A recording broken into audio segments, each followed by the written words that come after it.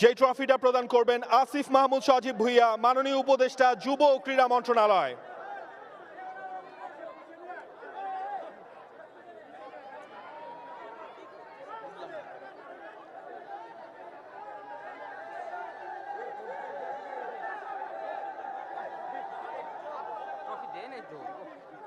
Trophy দেওয়ার আগে সেলিব্রেশনটা শুরু হয়ে গেছে বসুন্ধরা কিংসের, তবে সেই আনুষ্ঠানিকতার অপেক্ষায় রয়েছি আমরা। সেই ট্রফিটাই প্রদান করা হচ্ছে Bangladesh 2.0 challenge cup 2024-25 champion Bashundhara Kings.